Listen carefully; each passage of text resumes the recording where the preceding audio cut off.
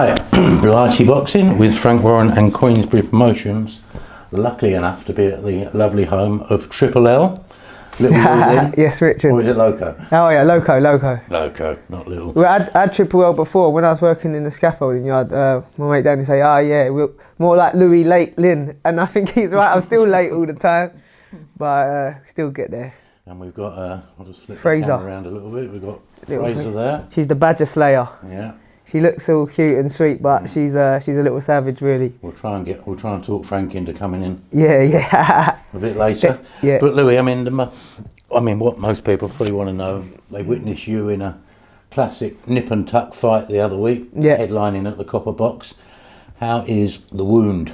Yeah, it's healing up nicely, thanks. It's getting that bio oil on it now, and just got to let it strengthen up and heal. How many stitches was it in? 8 here, yeah. And you damaged your mouth as well, yeah, didn't you? And you know what it was? And Denzel told me after, and it makes sense. I think it's stupid of me, but all through my professional career, I've had them little cheap gum shields. You know, I got two for £15. What were we talking about the other week? I think you said as well, didn't you, Rich? I know, and I had a decent one. Go and do it, didn't and you? I didn't. I know. I need to pull my finger out with certain things, but so I think that's probably what it was, and it weren't too comfy in my mouth anyway. It has a little bulge in that. Yeah. But hopefully when we get a professional one now, that don't happen again.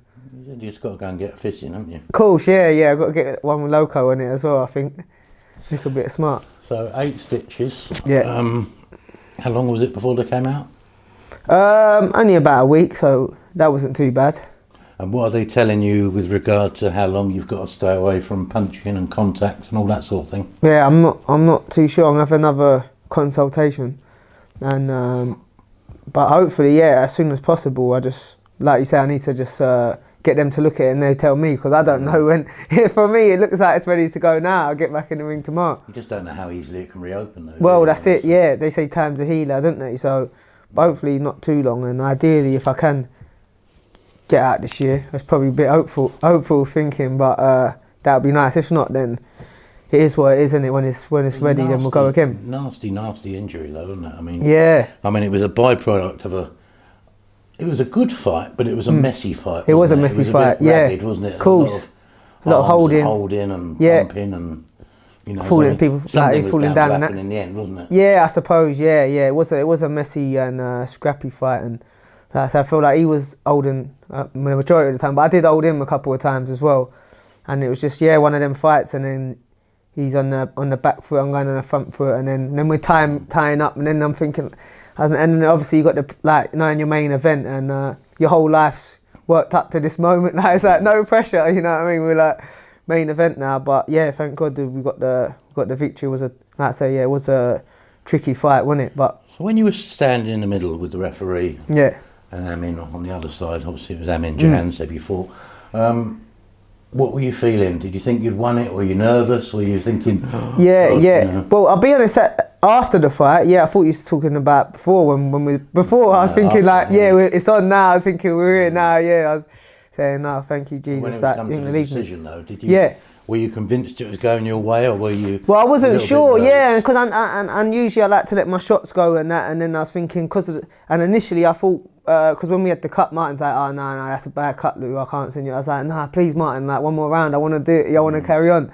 Obviously, I didn't know then, and then the ref said I was going to go to the scorecard, and I felt like I was winning the fight, but in that moment there, I weren't sure. I was thinking, I don't know if they were probably going to, you know what I mean, they might try and give it to him and that. You just don't know, it's just that's it. People's interpretation. And it happens, it can happen in boxing with dodgy decisions and things like that, so I wasn't, and I was a bit, upset because I got the cut, and then I wanted to win big and get the stoppage, really, you know what I mean? And then that didn't happen, so I weren't feeling too pleased. But for sort of a high pressure volume puncher, like you are, I mean, that fight was a nightmare for you, really, wasn't it? Yeah, a little bit. It was, and like you say, the styles make fights, and you learn from it, don't you? And what I've learned now, as much as even if it is that main event, or there's always pressure anyway to perform, isn't there? But with them sort of fighters, I will just be that bit more patient. And I suppose where he was holding, I was saying, that's it. Wait, careful. Sorry. All right, shut up. Shh. It's only a little squirrel, a little bird. Hey, come here now. Shh. Shut up, you little div. Shush. Sit down. But What's it? What did you ask for? Sorry. Oh yeah. Back into position. See it. No, I mean we're talking about basically the styles and everything else. But did you know before the fight? You knew he was going to be fiddly, didn't you? And it might be all wrong for you. Did that sort of have an effect on the way you approached it? Yeah, no, it didn't. I'm thinking maybe I should. I think his last fight, and then I was just, I suppose because I'll treat him like anyone. That I'm fighting the best, so I never underestimate nothing. But I was just thinking I'm gonna be able to get my shots. I didn't expect to be getting tied up all the time, and then obviously where he's stepping, and he did make it awkward for me a bit. You know what I mean? So I mean, it can't be a fight that you particularly enjoyed, because you enjoy the helter-skelter of a real sort of punch-up, don't you? Yeah, and that wasn't one. Could you get anything out of that enjoyment-wise? Of course, that's what I mean. It was hard to enjoy it, and I enjoy it when I'm landing clean shots and getting out of the way. And I suppose even, like I was saying to you, I do like it when people come to try and take my head off and put me under pressure.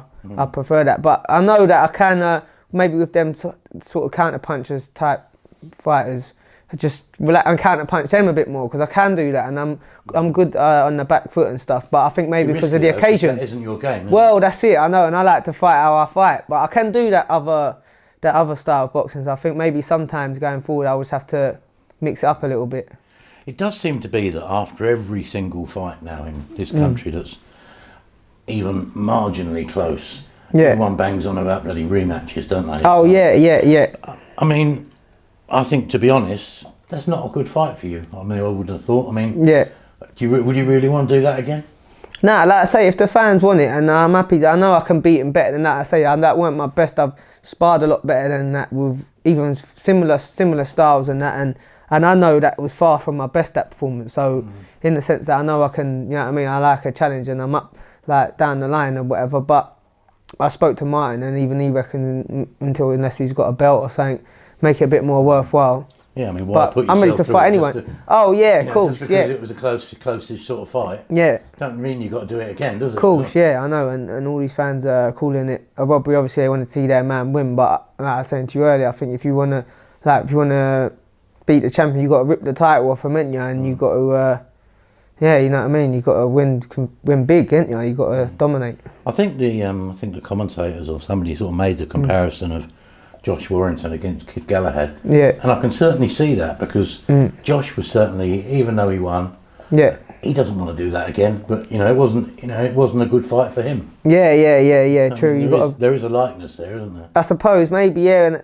that's just, I suppose the sort of styles clash. Unless obviously, if I wanted to make it a boring fight and that, I suppose, or you know what I mean, on the back foot, and with certain people that's just loves to counter punch all night long, then you do a bit of that to them, rather than, because I feel a lot of the times I did get caught was my own fault for rushing in or being too eager, you know what I mean? If I can just, I think part of that was probably a bit of frustration as well. It was definitely a bit of that. Holding, and then I was getting close, and then he's like getting me in headlocks, and then I'm thinking, that was winding me up even more. I'm thinking, I want to get hold of you now, you know what I mean? It's like sometimes you're getting grabbed and held, but then sometimes the referee has a go at you, doesn't he? Well, that's it. I know.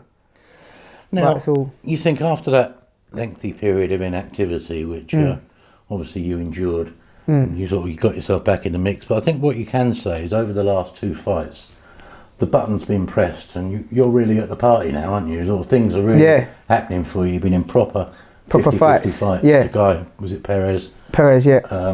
It was a good fight, and obviously won you a proper title. Yeah. This fight, 2 unbeaten kids. Another proper. So, you're really at the party now, aren't you? Yeah, we're there. We've got my dancing shoes. I'm ready to cut some shakes. No, we're getting there though. Yeah, we're getting at the party, and like you say, that's what it's about. As you come up, you have like the journeyman and whatever, don't you? But you're in people want to see the now, best fighting the best. Yeah, and like I say, I've always said that I want to fight the best, and all the champions. We're getting, like you say, we're getting there now, and I'm ready to fight. I'm ready to fight for these type when we can get them. You know what I mean? That's what I'm here to do. I mean, people sometimes mock the international belts, but I mean, your one, the WBC. I mean, they don't just accept anyone to fight for those. Yeah. They got some quality control in there. They give you opponents that are acceptable standards. So, I mean, you certainly didn't have an easy fight against that Perez. Yeah, I know. But, you were sure enough in yourself to take that fight and win. Yeah. And you've really benefited from that experience now, I would imagine. Yeah, I believe so, definitely, and that's why it's a blessing that to even have been main event, that wouldn't have happened. You know, and I've got to thank Frank Warren and France Warren for giving me the opportunities, and obviously my team, Martin Bowers and all that, for getting me ready. You know what I mean? That's been a good turning point for you as well, hasn't it? Yeah. Like I say, you had to change your promotion and management, but going down to the Peacock, you really seem to fit in there. You sort of a bit like a sort of duck to water type thing, wasn't it? Yeah, no, definitely. I felt like from after the first time I tried it there, I loved it, and we're all family, and we're all they're all hungry down there, and most importantly, the coach, like Martin, Andre, Ray, Eric, Adam, they know exactly what they're on about, and they know how to bring you on and get you in the best shape, get you the best sparring. So I can't fault them really. It's been great for me. I mean, so much so, but I mean, realistically, between your fight and probably Christmas, you know you're probably not going to be fighting. You might get back December, you might not. Yeah, but typical of you, you're still prepared to undertake an hour and a half each way journey just to go there and do fitness work. Yeah. Well, that's what we did. They were doing all these sprints and all that and all this stuff. So, I mean, you really haven't had any time out of the gym, have you? Yeah. Even though you had the cut. Yeah. Well, I'll be honest. This time after, because of the cut, I did actually have the 2 weeks. I think that's the first time in years I've ever done that. And even since I won the belt, Did you get bored? Yeah, I did. Yeah, I did. I know. I missed it. Like, I just did. I think I maybe shadow boxed one night or something. But other than that, literally just had a rest. It was quite nice for Northern Ireland. But no, it definitely feels good to get back in the gym. And I suppose, like you say, you get bored. It's all I know really now. If I'm not boxing, I don't know what to do with myself really. You know what I mean? You carrying on talking there saved me because I lost my. Yeah. The dog knocked them off. What do you know? Obviously, 2022 could be a massive year for you. I mean, what would you like to accomplish? I mean, is the British the next sort of logical step for you? I mean, I don't know who's got the English or whatever. It's actually vacant at the minute, but the British, that's the belt I want. Yeah, that's a great belt to have, and it's a great achievement, and it's like you say, it's not no Mickey Mouse title, is it? It's quite a prestigious belt, and it's on the ladder, isn't it? I suppose it's the next. And it's probably next hurdle. A piece of jewellery, but you actually want as well, isn't it? Yeah, that's it. It's a special piece of bling, isn't it? That's a dream. Yeah, it is lovely. Apparently they're all handcrafted in there, hand painted or something.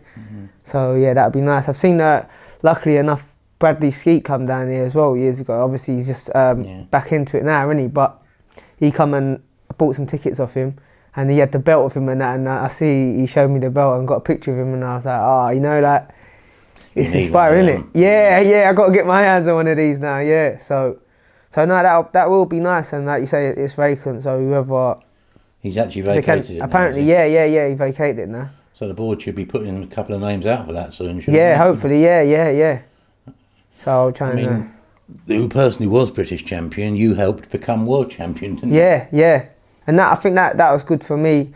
Well, yeah, obviously after my last fight, not this one, just gone, they said, where do you want to be in 6 months? And I said, British champion, and I believe I got what it takes, and I still do. But obviously, yeah, me and Lee Wood had a little on the internet a little bit, going back and forth saying, I reckon I'll beat him, and he said, he ain't ready for me. But it's good, to have that sparring, and obviously, now he's like a world champion and that, isn't he? So he done well, and see. Now I'm going to do a little bit of stirring here. Yeah. There's a fight this weekend involving another featherweight, Nick Ball. I spoke to him and mentioned, but talking about. I said, "Did you see the Louie Amin fight?" And he sort of said, it was very messy. And then he's right. Yeah. He said he beat both of you on the same night. Yeah. What do you reckon? I reckon he would. No, what do I reckon? I reckon if he wants to fight, we can have a fight. You know what I mean? I'm not worried about him or any other the featherweights in the division. So. That would be your kind of fight, though, wouldn't it? I mean, that would just be a carnage. It'd be a tear-up, wouldn't it? Yeah, I suppose it would be a good fight, because he ain't going to, well, hopefully he don't keep holding too much, and he comes to fight. So that's the type of opponents that I love to fight as well. So imagine that over 10 rounds. Yeah, be good, wouldn't it? Might be a bit tired after. Yeah, that's all right. We got in the tank rich, didn't we? So I have to get running with these two and start putting the sprint work in and that. Right, just finally, to wrap up now, like I say, what's the plans between, obviously you've got all you can do at the moment is just keep fit, isn't it? Is that going to start getting a bit frustrated sooner or later? Sort of? Oh, what? Because you ain't got the fight. That's why it's different. That's what I was saying to you earlier. It's all like when it's so serious, isn't it? It's your life, boxing, and then you're like, I've got a fight, I've got my fight coming up, and then you're training, doing sprints and all that. And then once you've done your fight, you're like, oh, right, it's done now. And then how do you find that? Just interesting. People might want to know. I mean, is there like a real come down afterwards? Because you've got that moment in the ring where you're top of the world and you've got, you know, a couple of hundred people that know you who are cheering their heads off, and you go out and you meet everyone and thank them for coming. And I didn't get to do that this time. I did that, unfortunately. And everyone's sort of, you know, but generally you're getting you're thanking everyone, and they're patting you on the back, taking a picture, and that's kind of your moment in the sun. What is it like the next morning? Are you sort of like, after. Oh, you know. It's done now. Yeah, it feels a bit, you know what I mean? Yeah, it does feel a bit mad. But I've got to say, to anyone who's watching, massive thank you to everyone who come down to the fight, and anyone who supported me on my journey, and who gets behind me. It's much appreciated, and I'm sorry because, like, I was a little bit overwhelmed. With the support and the messages and that. The support in the hall was incredible, wasn't it? It's amazing. Of course. That's it. People there in reality, and everyone is just wishing me well and that. But I just got to say a massive thank you. And person, this is what I've got to work on. It's just, I buried my head in the sand a little bit. I was like, oh no, there's so many, but I just need to still get back to people and that and say thanks. But yeah, like you say, just got to just remember what we're here for now, and we've got to keep getting better, keep learning every day. So I've got to use every day to get better, listen to my coaches and that, and just work on things, innit, really, till next, get back in there. Now, would you just like to identify any sponsors and that help you out? Because you obviously, you don't have to work, so there must be people helping you out there somewhere. Oh yeah, of course, I'm so blessed, and I've got to say, massive thank you to MR Scaffolding, John Trayford and all them. Before I even turned pro, I was working in the yard, in the scaffolding yard in Croydon, and then that's why I was training at Repton, and they let me go early a few days, weeks I could get there, and I set up the little gym at the back, and they've been so supportive. And for my fight, they come and supported me big. Like they had a lot of supporters come down, and massive thank you to them. I'm gonna be able to train full time, like you say, you know what I mean. So that's a blessing. And my uncle Ryan Nurse from Phoenix Limited, he sponsored my car, and that helps me get to the gym every day. And he comes, he was there. I got to try and be careful, innit? I know, I got to be careful. And then we've got Carey's again. They're my first actual sponsor. I know Siobhan Carey, and then they helped me with the fuel costs and that. So that's a big help, innit? Getting to the gym every day and been there. Where you go to the gym. Yeah, well, I know that's not around the corner, is it? And even since the amateur, before I turned pro. And so I had them, and then we've got Craig from Phoenix Limited. Craig from Heroes and Heretics Whiskey, and he supported me massively as well. So the whiskey. I know, innit? I know, and they could do so. You want to have a drink, Rich? Yeah, on him. And I suppose I've got to thank Dave Hill from Ringside as well. He's sorted me out of a lot of ringside bits and the gloves for the fight and that. So that's it, Rich. Really. Right, Louie, thank you very much. It's been great to catch up with you. I mean, I'm sure everyone wishes you be back doing what you love. Yeah. Hopefully before... Shouldn't be long. Hopefully before the end of the year. But that'd be nice, if we've got to wait till next year, then that's the way it is. But thank you very much, and well done retaining your title. The WBC International Silver and Featherweight Champion, and still Louie Loco Lynn. Thanks so much, Rich. Nice one. Cheers, mate.